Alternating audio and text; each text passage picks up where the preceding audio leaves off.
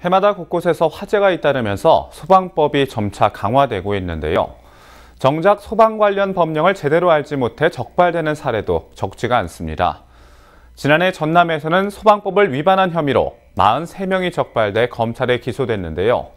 전남 소방본부 대응예방과 황종철 조정관 연결해 주요 사례들을 살펴보겠습니다.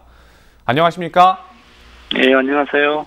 네, 앞서 언급한 대로 전남에서는 소방 관련 법규를 위반한 사례들이 해마다 늘고 있는 것으로 나타났는데요.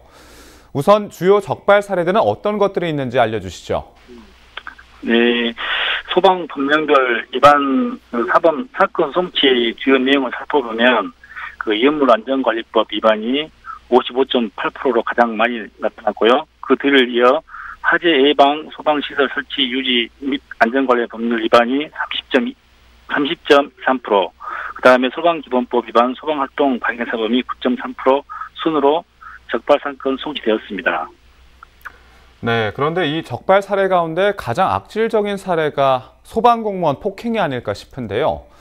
최근 6년간 광주 전남 지역에서 발생한 구급대원 폭행 사건은 무려 43건에 달하는데 이렇게 소방관들이 열악한 처우에 대한 인식이 개선되면서 중범죄로 처벌해야 한다는 의견이 많아지고 있습니다. 소방공무원이 국가직으로 전환되면 폭행 사례들이 좀 개선되리라고 보시는지 궁금합니다. 네, 지난해에도 구급 현장에 출동한 구급대원을 폭행하여 소방활동을 방해한 소방사범 2명을 검찰에 송치하여 좀 안타까움이 많은데요. 국가직으로 전환되더라도 주치자 등에 의한 폭행사범은 계속적으로 발생할 거라고 생각합니다. 이를 예방하기 위해서는 대국민 홍보와 계도가 꾸준히 이루어져야 하고 무엇보다도 국민들의 의식전환과 함께 적법한 절차에 따라 엄중한 처벌이 이루어져야 된다고 생각합니다.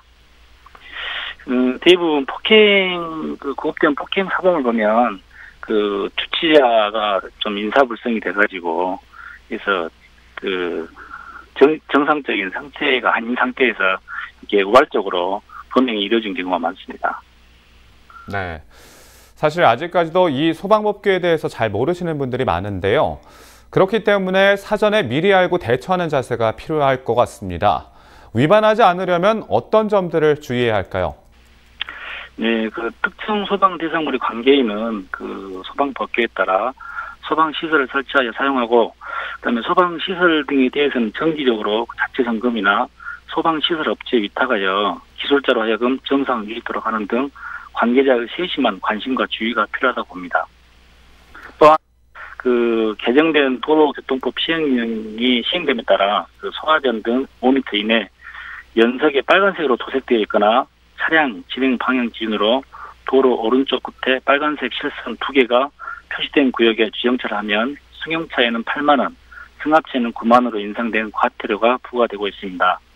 이는 소방 차량이 화재 장소에 원활하게 접근해 신속하게 소방 활동을 할 수 있도록 하기 위한 것으로 적발되는 사례가 없도록 국민 여러분의 많은 협조 부탁드립니다.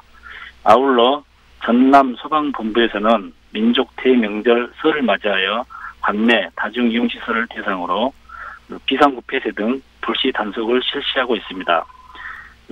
비상구 폐쇄 훼손 등 위반 사항에 대해서는 소방관계법령에 의거 시정명령, 과태료, 벌금 등을 부과할 방침이니 안전한 설 명절 보내기에 국민 여러분의 많은 협조 부탁드립니다. 네, 많은 분들이 말씀하신 내용을 철저히 확인하셔야 할 것 같은데요. 법적으로 소방설비와 안전관리가 강화됐음에도 허술한 운영관리로 인해 각종 사고로 이어진 적도 많았습니다. 이 마지막으로 당부하고 싶은 이야기가 있다면 어떤 것들이 있는지 듣고 싶습니다. 소방시설은 특성상 설치보다 설치 후 관리가 매우 중요합니다. 소방시설이 설치되어 있다고 하더라도 정상 작동이 되지 않으면 소방시설이 없는 것이나 마찬가지입니다. 그래서 소방법령에서 정하고 있는 법정 소방시설에 대해서 정기적으로 정밀 점검을 실시하고 소방시설 오작동으로 인한 고장은 화재 발생 시 인명피해와 바로 직결되므로 어떤 상황에서도 상시 작동될 수 있도록 유지 관리가 매우 중요하다고 생각합니다. 네, 여기까지 듣도록 하겠습니다. 지금까지 전남 소방본부 대응예방과 황종철 조정관이었습니다.